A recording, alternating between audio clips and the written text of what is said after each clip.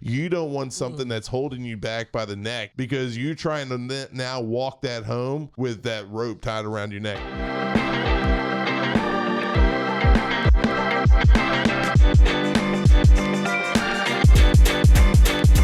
It was pretty good.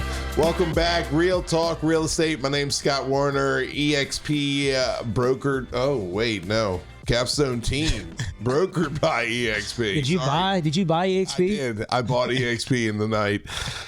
To my left, Donovan Johnson, co-op banker, Ingle Safari. And today we're going to talk about something that's somewhat preventable, but hard to stop, but very preventable if you have two awesome agents like us. And it is buyer's remorse. Dun, dun, dun, dun. It isn't random. It comes from unanswered questions. That's what it stems from. And if you ask the right questions before, you'll protect your sleep schedule, your sanity, your wallet, and your overall happiness with life. And if you do all those things, then guess what? It protects our sleep schedule. It protects R. Because who's walking this with you? We are. So today we're going to cover 7 questions every buyer should ask. And if you trust us, use this blueprint and answer these questions. I bet you'll have more sanity and an overall better experience. So question 1, does this house fit my actual lifestyle? Because here's the reason why that's first and foremost is think about this. You see a house and you like it emotionally. Your girl sent you 3 houses that are way over budget and she's just in love with it. They sell you the dream of the Pinterest board and all this stuff, but is it real? Look, daily life matters the most. Will the layout really fit you, the real you, not the man? I can see myself in this house, but is this going to fit my 4 kids running around looking for dinner more than chicken noodle soup? Is it going to fit it? A lot of times bonus rooms are a big thing, and it's just like, do you really need the bonus room? Like, I mean, in your mind, you're like, great, I got a pool room, or great, I got a man cave. But is it really going to be used for those things, or is it just going to be more stuff in your way? I mean, will your mornings function smoothly in this space? I mean, we talked about it, a couple years, probably 10 years ago. Does it have good feng shui? Bringing up references from the 2000s, feng shui.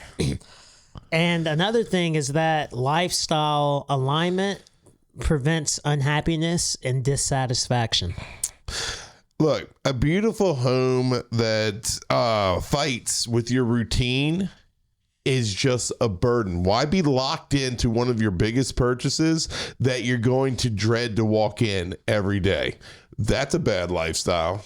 Very much. Go ahead. Oh, you wanted to hit question 2? Yeah. Hit it. Because this is one of my favorite ones to ask all the time is, how will your life look in 3 years? So, especially when I'm working with younger clients, like I got a friend now, they're about to buy another home. They have a 3-2 right now. They only have 1 kid. I know they're going to have another kid, if not 3, but definitely another kid. So I've been pushing them more into the 4-bedroom space because the mom works from home and she wants like a half office, half hobby room. So, and then that can easily convert to another bedroom if they decide just to start popping out kids. You're right. I mean, job changes, kids, pets, everything. Like you said, you want another room just in case mother-in-law comes in or mom comes in and wants to stay with the grandkids. You don't want to stick her up at the Motel 6. Let her stay at the house. I know you don't want to stick your mom upstairs either, though, boy. You building a mother-in-law suite for her. She's about to have her locked in. She'll be locked in. Love you, Mother Warner. It's just, it is what it is. Look, she got her own bathroom. We don't have to see her. She could be sleeping till midnight. Till 12 in the afternoon, and we would never know. You just got to choose a home that'll grow with you. Look, smart buyers plan for this. And even smarter buyers listen to their real estate agents. Once again, we are in this to help you. We don't want to control you. We want you to let us loose on what you want, and we'll go find it.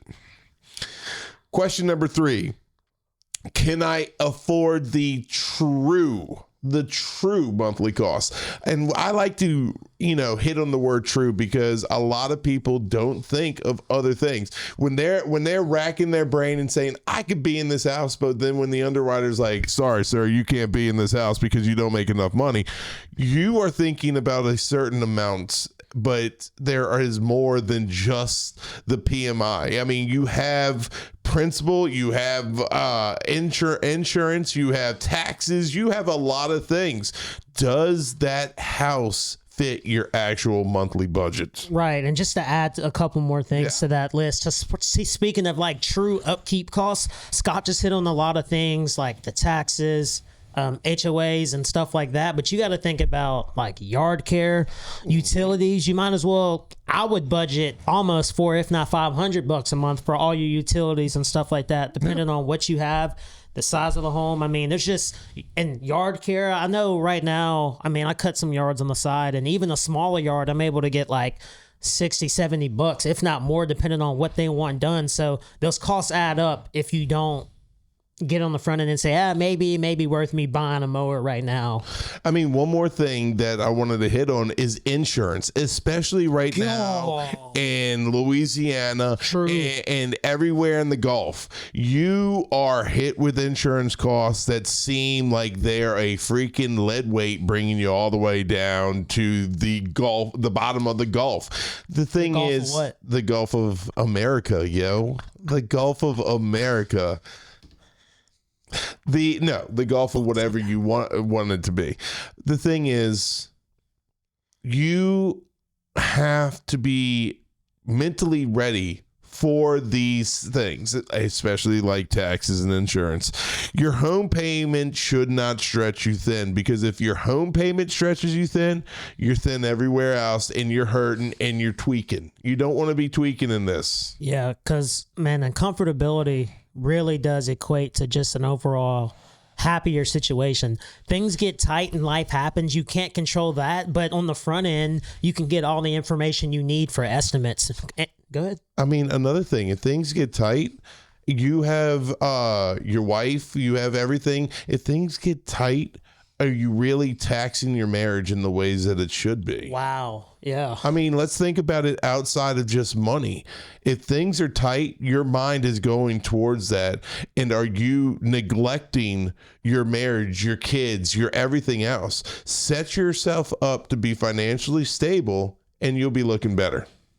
Dude, and that's such a huge point, because we don't realize it. If things tighten up, like your personality will tighten up, your attention span, you start forgetting the little things, and the people who recognize that is the wife, the kids. And once you get into that kind of crap show, it's hard to pull yourself out, and you just have to keep doing the individual work on top of everything. So that's why you lean on us, though, to be able to tell you, like, hey. And I even tell my clients, like, hey, I know this payment looks good, but just know your insurance will probably go up within the next, 2 years or so. So know that you're going to be paying a little bit more. So this isn't your forever lock-in. Yeah.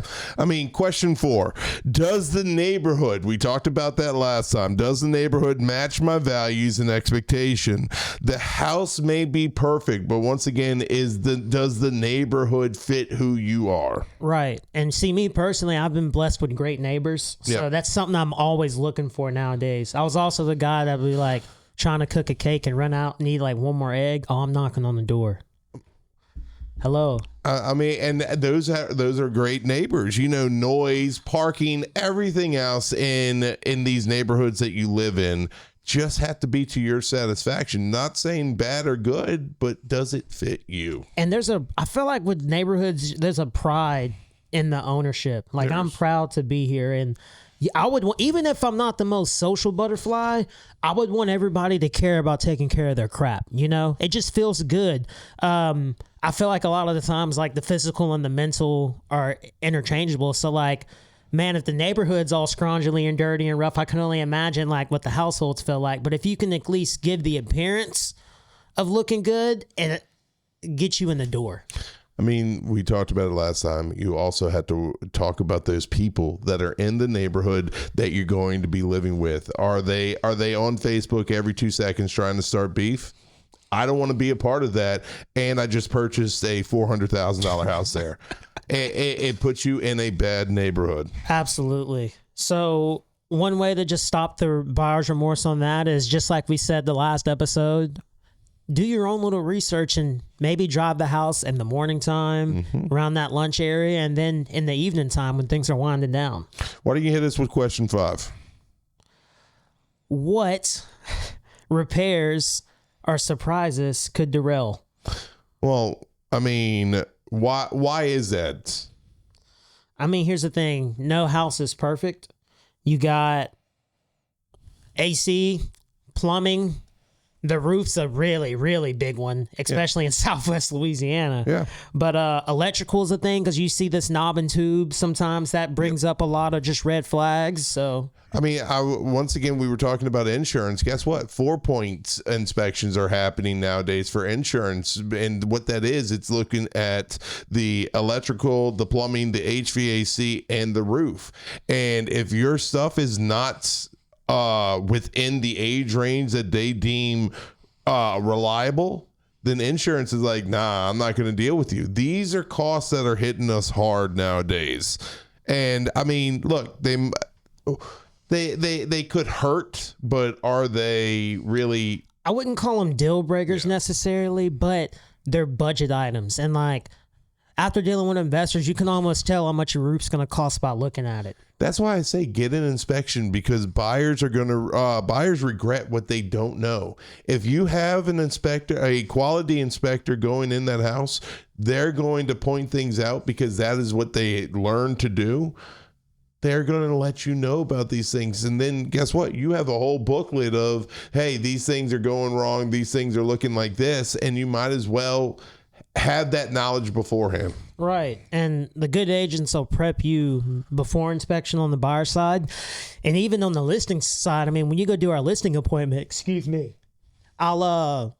I'm pretty sure Scott does the same thing. You'll walk through and there'll be certain things where you're like, really need to fix that, really need that fixed. Or if you don't want to fix it now, remember this conversation when we're in the inspection period and they're asking you to do this when we could have done it cheaper. Yeah, I mean, I have a client right now that I had their house under contract, and they keep saying, Scott, we didn't have this conversation. Scott, we didn't have this conversation. And this is what I do because of who I am. I make sure that I text them. I might hit them verbally with something, but guess what? I'm going to say, hey, per our phone call, I'm going to text them right afterwards. So then I have it in writing because, hey, you're going through a lot. I don't fault them at all. They're an older couple that are going through a lot. They're moving from their house. It takes a lot out of you when you're moving, when you're in a transaction of buying real estate. So I like to have it ready to go. Hey, look, we did talk about this, and this is how we're going to move forward. But question 6, if this house sold tomorrow, would I be upset I didn't buy it? That's a question that brings clarity. It's not a question that should stump you. It's a question that should help you. Right. And if it helps you say yes, you're serious.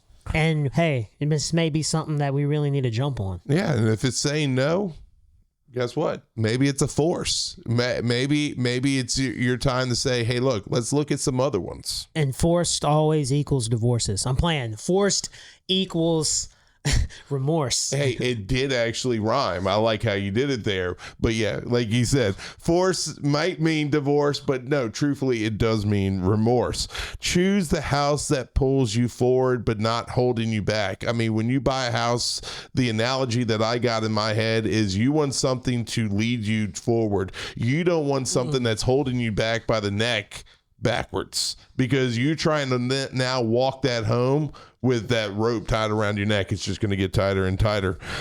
Donovan, hit us with question 7. Is the home a want or a warning? Ooh, that was hard. Sometimes, especially in this Instagram culture we live in, I like pretty sometimes over practical. You know, you you may pull up with a little BS if you looking at something good. I mean, but also sometimes people chase cheap over sensible. I mean, is this house going to fit you at the cheapest? Yeah, but are you going to have to be in it? Is it going to be a money pit? And another thing is you have to say, is the home calling you or is it warning you? I mean, your instincts are usually right. Your first instinct is right. When you step foot on that driveway, keep that in mind when you decide to put an offer in on this house.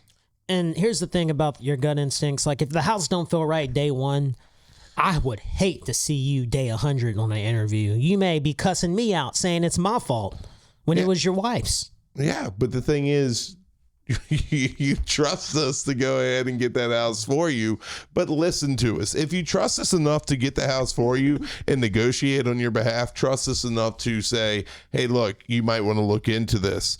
Confident buyers start with honest and sincere questions. Buyer's remorse happens when clarity is missing. When you don't have an agent clarifying things for you, it's messy. It's messy.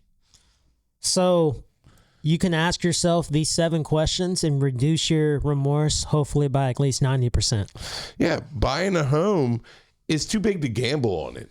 I mean, unless you're Warren Buffett, you don't have that extra money just to be like, hey, let me buy another home, throwing out the craps dice. No, it's a big investment, usually your biggest investment. You got to trust your gut and, most importantly, work with people that tell you the truth. Like, I feel like there's some agents that may be commission driven, and look, we all are technically commission driven, but we're also long-term driven. So we're not always chasing the bag. We're trying to chase the best situation for you because we know we're going to get the call later saying, hey, I'm ready to do this, that, and the third. And we want you to be like, hey, at least this cat told me the truth. He told me it was going to be shitty, and it was, but at least he was there with me. Yeah. Well, guys, that's Real Talk Real Estate today. Hey, we love you all. Thank y'all for being here. We're going to keep pumping out episodes. Our cameraman, sadly, about to go back home. But apparently he's still going to edit and whatnot. So shout out South Africa. Maybe we can go visit one day. Hey, subscribe, like, share, and guess what? Buy confident. Game point.